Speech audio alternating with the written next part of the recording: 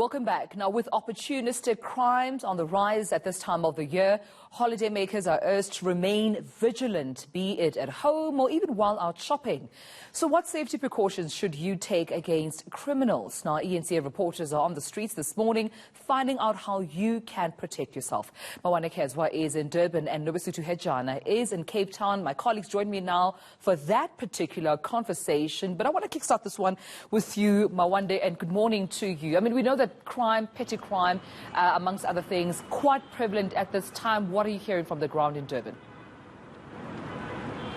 Good morning. That is exactly what we are accustomed to seeing around the festive season. We have a number of people that flock into the province and traffic is increased, and this is an opportunity for criminals. But to give us more perspective, I'm going to be joined by Warren KIDGELL from Blue Security. Warren, we thank you for your time.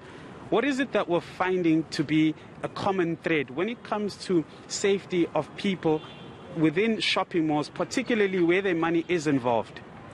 Well, good morning. Yes, one of the things that we're finding as a common thread is people have to be very wary about how they handle their transactions. So, for example, rather try and avoid using cash to pay for transactions, try to use your debit cards or your credit cards. If you find yourself having to draw cash, just be very careful that no one follows you to or from the bank or the ATM. We generally see an increase in incidents involving people being followed and having their cash stolen at this time of the year. Criminals are aware that people have been paid bonuses and they're looking to draw cash and purchase gifts or pay staff. These crimes tend to happen in mall parking lots or even residential or business driveways where criminals stake out their victims and then follow them there. One of the other things that we see is the robberies at malls. People's safety is concerned, businesses as well. What can you tell us about what transpires there, and how can people, or how should they react to such situations? Yes, unfortunately, armed criminals do target shopping malls, so it's important to know what to do if you find yourself at the scene of an armed robbery or near the scene of an armed robbery. The most important thing is don't try to be a hero.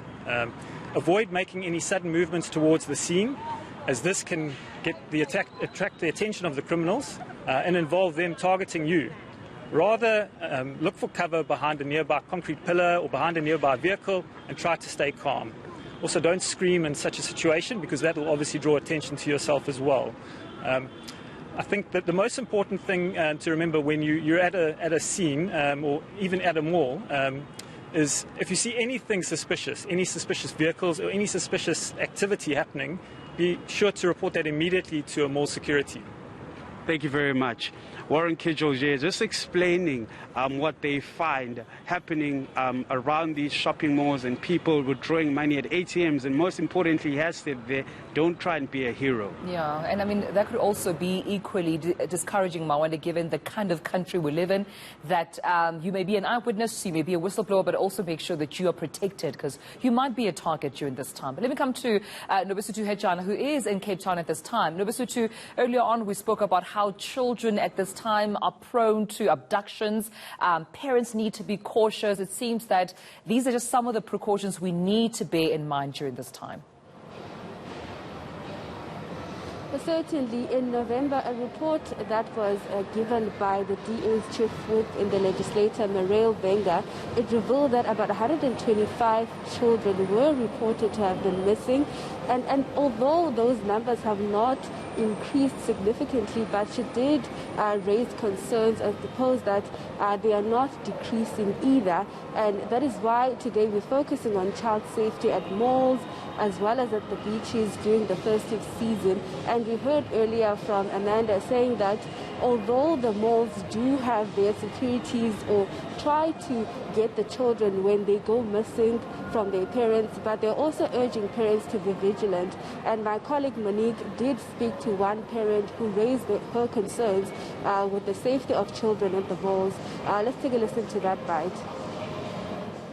I found that after the pandemic especially, we go on more outings. We've gone to the local snake and bird park.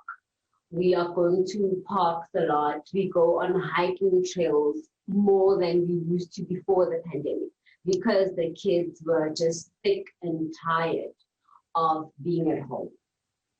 Yeah, quite one to be aware of there, Nobesuthu. And I mean, at this time as well, Mawande, as Nobesuthu has mentioned, with children going missing, I mean, how has the policing been, Mawande, particularly on beaches? We know that holidaymakers may be making their way. There are rumors that the president, during tonight's family meeting, might actually just say, you know what, there's a lockdown which may restrict South Africans from going to beaches. But so far, what have you heard or seen in terms of the policing there? Well, as far as the policing is concerned, it's worth noting that Durban has more blue flag beaches than it had previously. And one of the elements of blue flag beaches is safety. Now, when it comes to the beach front, we have over 100 kilometers of a coastal section as far as the sea is concerned within eThekwini. And what has been done there is that there are cameras that have been installed there, along with police presence. There are police that are using horses, that are on horses, which makes maneuvering between crowds and in the area quite easy. We also have ones that are patrolling using bicycles. So police presence within the beach area itself, the beachfront, has been increased. And we have seen that there are quite a number of police that are stationed there to ensure the safety of people. But like you say, we are waiting in anticipation to hear what the president will say and how that may affect what is currently taking place at the beachfront. All right, then. We'll leave it at that, colleagues. Thank you so much for this update in this hour. Nobesuthu Hejana and Mawande Kezwa.